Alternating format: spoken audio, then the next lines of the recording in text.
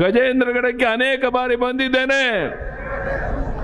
ಆದರೆ ಇವತ್ತು ಸೇರಿರುವಂಥ ಜನಸ್ತೋಮವನ್ನು ನೋಡಿದಾಗ ಬಸವರಾಜ ಬೊಮ್ಮಾಯಿಯವರು 2 ಲಕ್ಷಕ್ಕೂ ಹೆಚ್ಚಿನ ಅಂತರದಲ್ಲಿ ಲೋಕಸಭೆಗೆ ಆಯ್ಕೆಯಾಗಿ ಹೋಗ್ತಾರೆ. ನಾನು ನಿಮ್ಮಲ್ಲಿ ಒಂದೇ ಒಂದು ಕೈ ಜೋಡಿಸಿ ಪ್ರಾರ್ಥನೆ ಮಾಡುವಂತಹದ್ದು, 7ನೇ ತಾರೀಕು ಚುನಾವಣೆ. ಪ್ರಧಾನಿ ನರೇಂದ್ರ ಮೋದಿಜಿಯವರು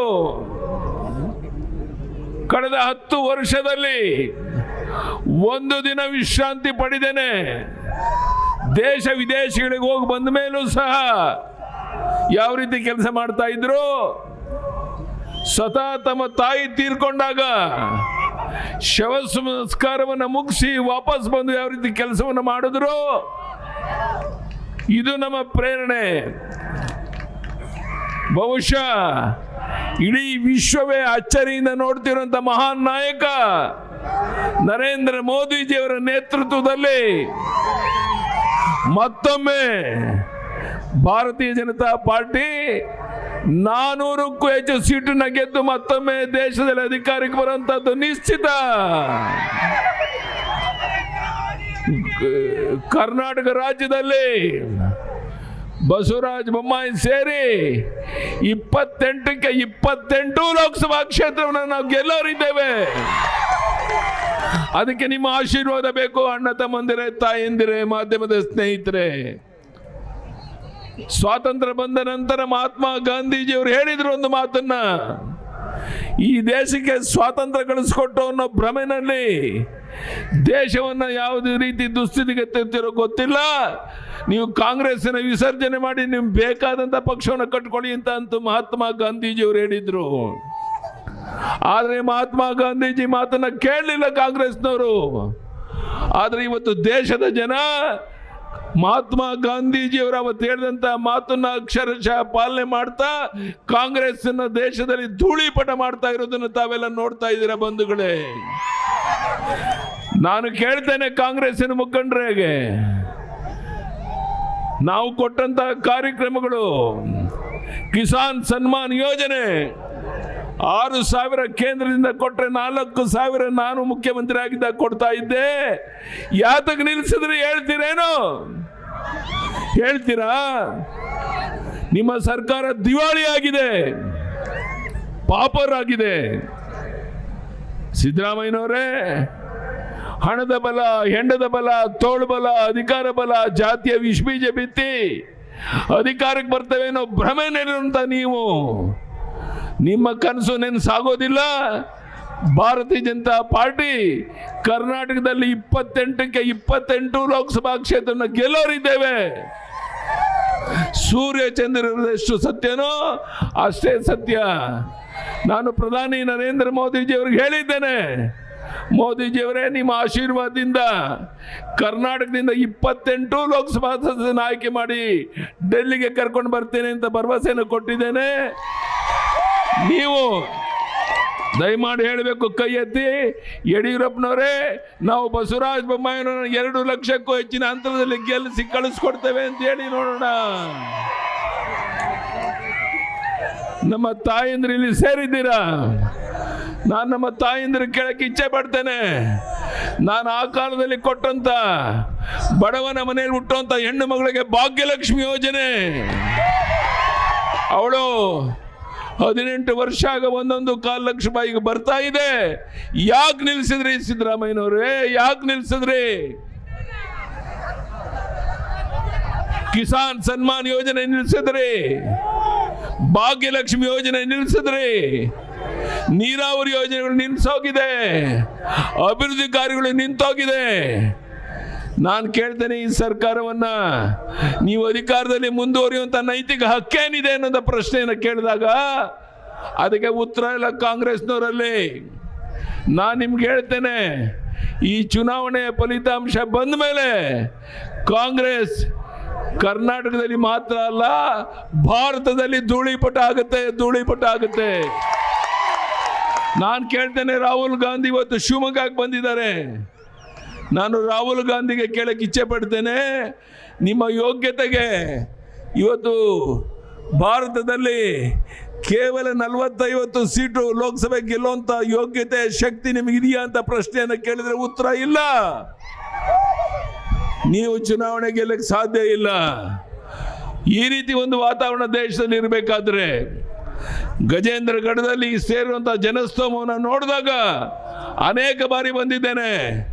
ಆದರೆ ಈ ಬಾರಿ ನೀವು ತೋರಿಸ್ತಾ ಇರುವಂಥ ಉತ್ಸಾಹ, ಮೋದಿಜಿಯವರ ಬಗ್ಗೆ ಇರುವಂಥ ವಿಶ್ವಾಸ ಇದಕ್ಕೆ ಕಾರಣ ಅಂತ ನಾನು ಅಂದ್ಕೊಂಡಿದ್ದೇನೆ. ಬಂಧುಗಳೇ, ನಾನು ನಿಮ್ಮಲ್ಲಿ ಕೈ ಜೋಡಿಸಿ ಪ್ರಾರ್ಥನೆ ಮಾಡ್ತೇನೆ. ಭಾಳ ಹೊತ್ತು ಮಾತನಾಡುವಂಥ ಅಗತ್ಯ ಇಲ್ಲ. ಒಂದೇ ಒಂದು ಮಾತು, 7ನೇ ತಾರೀಕು ಚುನಾವಣೆ. ನಾನು ನಿಮ್ಮಲ್ಲಿ ಕೈ ಜೋಡಿಸಿ ಪ್ರಾರ್ಥನೆ ಮಾಡೋದು ಇಷ್ಟೇ, ನಮ್ಮ ತಾಯಿಂದರು ಅಣ್ಣ ತಮ್ಮಂದಿರಿಗೆ. ಇನ್ನು 3-4 ದಿವಸ 7ನೇ ತಾರೀಕುವರೆಗೂ ಮನೆ ಮನೆಗೆ ಹೋಗಿ ಮತದಾರನ ಭೇಟಿ ಮಾಡಿ 7ನೇ ತಾರೀಕು ಮತದಾನ ಕೇಂದ್ರಕ್ಕೆ ನೀವು ಒಬ್ಬರೇ ಬರ್ದೇನೆ 10 ಜನರ ಜೊತೆ ಕರ್ಕೊಂಡು ಬಂದು 100ಕ್ಕೆ 80% ಓಟನ್ನ ಮಾಡಿಸೋದ್ರ ಮೂಲಕ ಬಸವರಾಜ ಬೊಮ್ಮಾಯಿ ಅವರನ್ನ 2 ಲಕ್ಷಕ್ಕೂ ಹೆಚ್ಚಿನ ಅಂತರದಲ್ಲಿ ಆಯ್ಕೆ ಮಾಡಿ ಕಳಿಸ್ಕೊಡ್ಬೇಕು ಅಂತ ಕೈ ಜೋಡಿಸಿ ನಿಮ್ಮಲ್ಲಿ ಪ್ರಾರ್ಥನೆ ಮಾಡ್ತೇನೆ. ಬಂಧುಗಳೇ, ಇವತ್ತು ಈ ಸರ್ಕಾರ ಜನರ ಪಾಲಿಗೆ ಬದುಕಿಲ್ಲ, ಸತ್ತಂತಾಗಿದೆ. ಜನರ ವಿಶ್ವಾಸವನ್ನು ಕಳ್ಕೊಂಡಿದೆ. ನಾನು ಕೇಳ್ತೇನೆ, ಈ ಸರ್ಕಾರಕ್ಕೆ ಭೀಕರ ಬರಗಾಲ, ರಾಜ್ಯದಲ್ಲಿ ಮಳೆ ಆಗಿಲ್ಲ. ನೀವು ಯಾವ್ಯಾವಾಗ ಅಧಿಕಾರಕ್ಕೆ ಬಂದರೋ ಆವಾಗ ಬರಗಾಲ. ನಾವು ಅಧಿಕಾರಕ್ಕೆ ಬಂದಾಗ ಮಳೆ ಬಂದು ಜಲಾಶಯಗಳು ತುಂಬಿ ಯಾವ ರೀತಿ ವಾತಾವರಣ ಇತ್ತು ನೀವು ಕಣ್ಣಾರ ನೋಡಿದ್ದೀರಾ ನಮ್ಮ ಬಂಧುಗಳು. ಇವತ್ತು ಸಿದ್ದರಾಮಯ್ಯ ಸರ್ಕಾರ ಅಧಿಕಾರಕ್ಕೆ ಬಂದ ಮೇಲೆ ಅಭಿವೃದ್ಧಿ ಕಾರ್ಯ ನಿಂತಾಗಿದೆ, ನೀರಾವರಿ ಯೋಜನೆ ನಿಂತೋಗಿದೆ, ಬರಗಾಲ ನಮ್ಮನ್ನು ಕಿತ್ತು ತಿಂತಾ ಇದೆ. ಇದು ಯಾವುದಕ್ಕೂ ಪರಿಹಾರ ಕೊಡ್ತಾ ಇಲ್ಲ. ನಾನು ಈ ಸಿದ್ದರಾಮಯ್ಯನವರ ಸರ್ಕಾರ ಕೇಳ್ತೇನೆ, ನಿಮಗೆ ಯೋಗ್ಯತೆ ಇದ್ದರೆ ಇಂಥ ಸಂಕಷ್ಟದಲ್ಲಿರುವಂಥ ರೈತರ ಸಾಲವನ್ನು ಸಂಪೂರ್ಣ ಮನ್ನಾ ಮಾಡಿ ಅವರು ನೆಮ್ಮದಿಯಿಂದ, ಗೌರವದಿಂದ, ಸ್ವಾಭಿಮಾನದಿಂದ ಬಾಳೆ ಬದುಕುವಂಥ ಅವಕಾಶವನ್ನು ಮಾಡಿಕೊಡ್ಬೇಕು ಅಂತ ಒತ್ತಾಯ ಮಾಡ್ತೇನೆ. ನೀವು ಮಾಡಲಿಲ್ಲ ಅಂದರೆ ಕರ್ನಾಟಕ ರಾಜ್ಯದ ಉದ್ದಗಲಿಗೆ ನಿಮ್ಮ ಸರ್ಕಾರದ ವಿರುದ್ಧ ಬೀದಿಗಿಳಿದು ಹೋರಾಟ ಮಾಡೋಕ್ಕೆ ಇನ್ನೂ ಯಡಿಯೂರಪ್ಪ 82 ವರ್ಷ ಆದರೂ ನನ್ನ ಕೈಕಾಲು ಗಟ್ಟಿ ಇದೆ. ನಾನು ರಾಜ್ಯದ ಉದ್ದಗಲಿಗೆ ಓಡಾಟ ಮಾಡೋನಿದ್ದೇನೆ. ಇವತ್ತು ಬಸವರಾಜ ಬೊಮ್ಮಾಯಿ ಅವರು ಹಣಕಾಸಿನ ಸಚಿವರಾಗಿ, ಮುಖ್ಯಮಂತ್ರಿಯಾಗಿ ಅವ್ರಿಗಿರುವಂಥ ಅನುಭವ ಏನಿದೆ ಅದು ಪಾರ್ಲಿಮೆಂಟ್ನಲ್ಲಿ ಅದರ ಸದುಪಯೋಗ ಆಗುತ್ತೆ ಅನ್ನೋದು ನಿಮಗೆಲ್ಲ ಗೊತ್ತಿರುವಂಥ ಸಂಗತಿ. ಅಂತ ಬಸವರಾಜ ಬೊಮ್ಮಾಯಿ ಇವತ್ತು ಲೋಕಸಭೆಗೆ ಸ್ಪರ್ಧೆ ಮಾಡಿರುವಂಥ ಈ ಸಂದರ್ಭದಲ್ಲಿ ಯಡಿಯೂರಪ್ಪನವರೇ, ನಾವು 2 ಲಕ್ಷಕ್ಕೂ ಹೆಚ್ಚಿನ ಅಂತರದಲ್ಲಿ ಆಯ್ಕೆ ಮಾಡಿ ಕಳಿಸ್ಕೊಡ್ತೇವೆ, ನೀವು ಚಿಂತೆ ಮಾಡಬೇಡಿ ಅನ್ನೋರೆಲ್ಲ ಕೈ ಎತ್ತಿ ಒಂದು ಸರಿ ನೋಡೋಣ. ಆ ಕೆಲಸವನ್ನು ನೀವು ಮಾಡಿದ್ರೆ ನನಗನ್ಸುತ್ತೆ ಕರ್ನಾಟಕ ರಾಜ್ಯದಲ್ಲಿ ಒಂದು ಬದಲಾವಣೆಯ ಗಾಳಿ ಬೀಸ್ತಾ ಇದೆ ಅನ್ನೋದಕ್ಕೆ ಇವತ್ತು ಗಜೇಂದ್ರಗಢದಲ್ಲಿ ಸೇರಿರುವಂಥ ಈ ಜನಸ್ತೋಮವೇ ಕಾರಣ ಅಂತ ನಾನು ಹೇಳಕ್ಕೆ ಇಚ್ಛೆ ಪಡ್ತೇನೆ. ಬಂಧುಗಳೇ, ನಾನು ಕಾಂಗ್ರೆಸ್ ಪಕ್ಷದ ಮುಖಂಡ ಕೇಳಕ್ಕೆ ಇಚ್ಛೆ ಪಡ್ತೇನೆ, ಅಭಿವೃದ್ಧಿ ಕಾರ್ಯ ಎಲ್ಲೋಯ್ತು? ನೀರಾವರಿ ಯೋಜನೆ ಯಾಕೆ ನಿಲ್ಲಿಸಿದ್ರಿ? ಜನ ತೆರಿಗೆ ಹಣ ಕೊಡ್ತಾ ಇಲ್ವಾ? ಎಲ್ಲೋದ್ರೂ ಭ್ರಷ್ಟಾಚಾರ ತಾಂಡವಾಡ್ತಿದೆ, ಲೂಟಿ ಹಗಲು ದರೋಡೆ ಮಾಡ್ತಾ ಇದ್ದೀರಾ. ಇಂಥ ಒಂದು ಸರ್ಕಾರ ರಾಜ್ಯದಲ್ಲಿ ಅಧಿಕಾರಕ್ಕೆ ಬಂದು ಜನರ ಜೀವನಕ್ಕೆ ಚೆಲ್ಲಾಟ ಮಾಡ್ತಿರುವಂಥ ಈ ಸಂದರ್ಭದಲ್ಲಿ ನಾನು ನಮ್ಮ ತಾಯಂದ್ರಿಗೆ ಕೈ ಜೋಡಿಸಿ ಪ್ರಾರ್ಥನೆ ಮಾಡ್ತೇನೆ. ತಾಯಿ, ದಯಮಾಡಿ ಮನೆ ಮನೆಗೆ ಹೋಗಿ ಈ ಸರ್ಕಾರದ ವೈಫಲ್ಯತೆಯನ್ನು ಜನತೆಗೆ ತಿಳಿಸಿ ಮತ್ತೊಮ್ಮೆ ಬಸವರಾಜ ಬೊಮ್ಮಾಯಿ ಅಧಿಕಾರಕ್ಕೆ ಬರಬೇಕು, MP ಆಗಬೇಕು, ಕೇಂದ್ರದಲ್ಲಿ ಒಳ್ಳೆಯ ಸ್ಥಾನಮಾನ ಅವರು ಗಳಿಸಬೇಕು ಅನ್ನುವಂಥದ್ದು ಇಲ್ಲಿರುವಂಥ ನಮ್ಮೆಲ್ಲರ ಅಪೇಕ್ಷೆ ಅಂತ ನಾನು ಭಾವಿಸಿದ್ದೇನೆ. ಅದಕ್ಕಾಗೇ ಗಜೇಂದ್ರಗಢದಲ್ಲಿ ಇಷ್ಟು ಬಾರಿ ನಾನು ಬಂದಾಗಲೂ ಸಹ ಈ ರೀತಿಯ ಜನಸ್ತೋಮ ನಾನು ನೋಡಿರಲಿಲ್ಲ. ಇವತ್ತು ನಿಮ್ಮೆಲ್ಲರನ್ನು ನೋಡಿದಾಗ ಬಸವರಾಜ ಬೊಮ್ಮಾಯಿ 2 ಲಕ್ಷಕ್ಕೂ ಹೆಚ್ಚಿನ ಅಂತರದಲ್ಲಿ ಆಯ್ಕೆಯಾಗಿ ಹೋಗುವುದು ನಿಶ್ಚಿತ ನಿಶ್ಚಿತ ನಿಶ್ಚಿತ. ಅವತ್ತು ಶ್ಯಾಮ ಪ್ರಸಾದ್ ಮುಖರ್ಜಿಯವರು ಕಾಶ್ಮೀರಕ್ಕೆ ಹೋಗಿ ಏಕ್ ದೇಶ್ ಮೇ ದೋ ಪ್ರಧಾನ್ ದೋ ವಿಧಾನ್ ದೋ ನಿಶಾನ್ ನೈ ಚಲೆಂಗೆ ಅಂತ ಹೋರಾಟ ಮಾಡಿದ್ರು.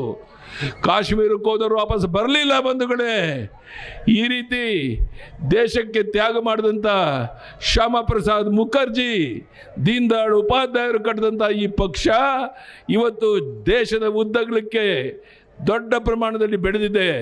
ಪ್ರಧಾನಿ ನರೇಂದ್ರ ಮೋದಿಜಿಯವರ ನೇತೃತ್ವದಲ್ಲಿ ಇಡೀ ವಿಶ್ವವೇ ಪ್ರಧಾನಿ ನರೇಂದ್ರ ಮೋದಿ ಕಡೆ ನೋಡ್ತಾ ಇದೆ. ಪಾಕಿಸ್ತಾನ ಸಹ ನರೇಂದ್ರ ಮೋದಿಜಿಯವರು ಮತ್ತೊಮ್ಮೆ ಮುಂದಿನ ಪ್ರಧಾನಿ ಆಗಬೇಕು ಅಂತ ಅಪೇಕ್ಷೆ ಪಡ್ತಾ ಇರೋದನ್ನು ನೀವೆಲ್ಲ ಕೇಳಿದ್ದೀರಾ, ನೋಡಿದ್ದೀರಾ.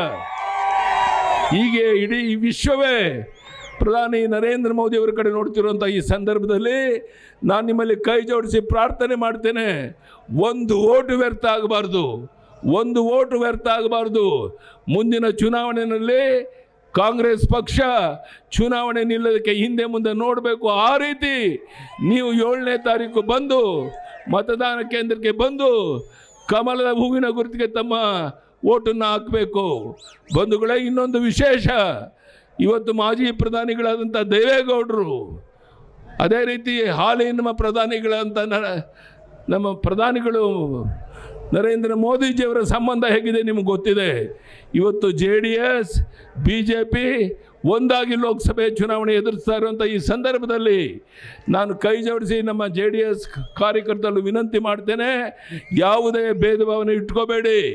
ಈ JDS BJP ಸಂಬಂಧ ಚುನಾವಣೆ ಮುಗಿದ ಮೇಲೂ ಮುಂದುವರಿಯುತ್ತೆ. ನಾವು ಒಟ್ಟಾಗಿರೋಣ, ಒಂದಾಗಿರೋಣ, ಈ ದೇಶವನ್ನು ಕಟ್ಟೋಣ, ಇದು ನನ್ನ ಅಪೇಕ್ಷೆ ಇದೆ.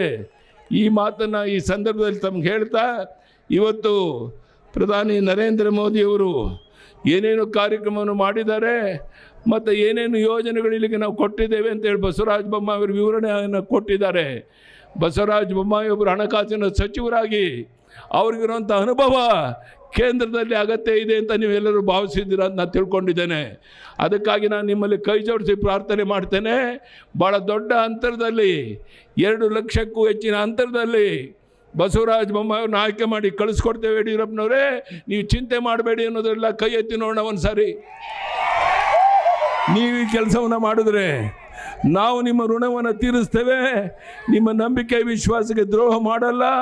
ಯಾವ ನೀರಾವರಿ ಯೋಜನೆಗಳು ನಿಂತೋಗಿದೆ, ಅಭಿವೃದ್ಧಿ ಕಾರ್ಯಗಳು ನಿಂತೋಗಿದೆ, ಇದೆಲ್ಲದರ ವಿರುದ್ಧ ಹೋರಾಟ ಮಾಡೋ ಅಗತ್ಯ ಇದ್ದರೆ ಮತ್ತೊಮ್ಮೆ ಯಡಿಯೂರಪ್ಪನಿಗೆ 82 ವರ್ಷ ಆಗಿದ್ದರೂ ಸಹ ನಾನು ಹೋರಾಟ ಮಾಡೋಕ್ಕೆ ಸಿದ್ಧ ಇದ್ದೇನೆ, ನಿಮ್ಮ ಜೊತೆಗೆ ಸಿದ್ಧ ಇದ್ದೇನೆ ಅನ್ನೋ ಮಾತನ್ನು ಹೇಳ್ತಾ, ಇವತ್ತು ಗಜೇಂದ್ರಗಢದಲ್ಲಿ ಸೇರುವಂಥ ಜನಸ್ತೋಮವನ್ನು ನೋಡಿದಾಗ, ಹಿಂದೆ ಅನೇಕ ಬಾರಿ ಈ ಭಾಗಕ್ಕೆ ಬಂದಾಗ ಈ ರೀತಿಯ ಜನಸ್ತೋಮವನ್ನು ನೋಡಿರಲಿಲ್ಲ.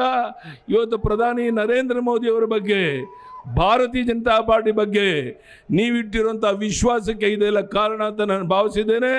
ನಿಮ್ಮ ನಂಬಿಕೆ ವಿಶ್ವಾಸಕ್ಕೆ ದ್ರೋಹ ಮಾಡ್ದೇನೆ ಪ್ರಾಮಾಣಿಕವಾಗಿ ನಿಮ್ಮ ಸೇವೆ ಮಾಡೋಕ್ಕೆ ಬಸವರಾಜ ಬೊಮ್ಮಾಯಿ, ಕಳಸಪ್ಪ ಬಂಡಿ, ಉಳಿದೆಲ್ಲ ಮುಖಂಡರು ನಾವು ಸಿದ್ಧ ಇದ್ದೇವೆ. ದಯಮಾಡಿ ನಾನು ಮತ್ತೊಮ್ಮೆ ನಿಮ್ಮಲ್ಲಿ ಕೈ ಜೋಡಿಸಿ ಪ್ರಾರ್ಥನೆ ಮಾಡ್ತೇನೆ. ಭಾಳ ಹೊತ್ತು ನೀವು ಕಾದು ಕುಂತಿದ್ದೀರಿ ನಮ್ಮ ಅಣ್ಣ ತಮ್ಮಂದರು, ತಾಯಂದರು, ಹೆಚ್ಚು ಮಾತನಾಡುವಂಥ ಅಗತ್ಯ ಇಲ್ಲ. ನಾನು ಒಂದೇ ಒಂದು ನಿಮ್ಮ ಮಾತನ್ನು ಮತ್ತೊಮ್ಮೆ ಕೈ ಜೋಡಿಸಿ ಪ್ರಾರ್ಥನೆ ಮಾಡ್ತೇನೆ. ಯಾವ ಪ್ರಧಾನಿ ನರೇಂದ್ರ ಮೋದಿಯವರು ಕಳೆದ 10 ವರ್ಷದಲ್ಲಿ ಒಂದು ದಿನ ವಿಶ್ರಾಂತಿ ಪಡೆದೇನೆ ದೇಶದ ಉದ್ದಗಲಕ್ಕೆ ಹೋಗಿ ಬಂದ ಮೇಲೂ ಕೆಲಸ ಮಾಡ್ತಾ ಇದ್ದಾರೋ, ಯಾವ ಪ್ರಧಾನಿ ನರೇಂದ್ರ ಮೋದಿಯವರು ಅವ್ರ ತಾಯಿ ತೀರ್ಕೊಂಡಾಗ ಶವ ಸಂಸ್ಕಾರ ಮುಗಿಸಿ ಮತ್ತೊಮ್ಮೆ ಬಂದವರು ಕೆಲಸವನ್ನು ಮಾಡಿದಾರೋ, ಅಂಥ ಮಹಾನ್ ನಾಯಕ, ನಿಮಗೆ ಆದರ್ಶ ವ್ಯಕ್ತಿ, ಅಂಥ ಮಹಾನ್ ನಾಯಕ ಪ್ರಧಾನಿ ನರೇಂದ್ರ ಮೋದಿಯವರು ಈ ದೇಶದ ಪ್ರಧಾನಿ ಆಗಬೇಕು ಅನ್ನುವಂಥದ್ದು ದೇಶದ ಎಲ್ಲ ಕಡೆ, ವಿಶ್ವದ ಎಲ್ಲ ಕಡೆ ಕೇಳಿ ಬರ್ತಿರುವಂಥ ಈ ಮಾತನ್ನು ನೀವು ಕಾರ್ಯರೂಪಕ್ಕೆ ತರಬೇಕು. ಇಲ್ಲಿ ಬಸವರಾಜ ಬೊಮ್ಮಾಯಿಯವ್ರನ್ನ 2 ಲಕ್ಷಕ್ಕೂ ಹೆಚ್ಚಿನ ಅಂತರದ ಆಯ್ಕೆ ಮಾಡಿ ಕಳಿಸಿ ನಿಮ್ಮ ಸೇವೆ ಮಾಡೋಕ್ಕೆ ಅವಕಾಶ ಮಾಡಿಕೊಡ್ಬೇಕು ಅಂತ ಹೇಳ್ತಾ, ಮತ್ತೊಮ್ಮೆ ಇಲ್ಲಿ ಸೇರಿರುವಂಥ ನಮ್ಮೆಲ್ಲ ಅಣ್ಣ ತಮ್ಮಂದರಿಗೆ, ತಾಯಂದಿರಿಗೆ, ಮಾಧ್ಯಮದ ಸ್ನೇಹಿತರಿಗೆ, ವೇದಿಕೆ ಮೇಲೆ ಮುಖಂಡರಿಗೆ ವಂದನೆ, ಅಭಿನಂದನೆ ಸಲ್ಲಿಸಿ ನನ್ನ ಮಾತನ್ನು ಮುಗಿಸ್ತೇನೆ. ಬೋಲೋ ಭಾರತ್ ಮಾತಾ ಕಿ ಜೈ ಶ್ರೀರಾಮ್, ಜೈ ಶ್ರೀರಾಮ್.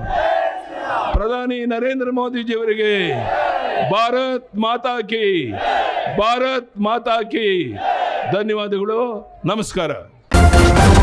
ನ್ಯೂಸ್ ಫಸ್ಟ್, ನಿರ್ಭೀತಿಯಿಂದ ನಿಮ್ಮ ಪರವಾಗಿ.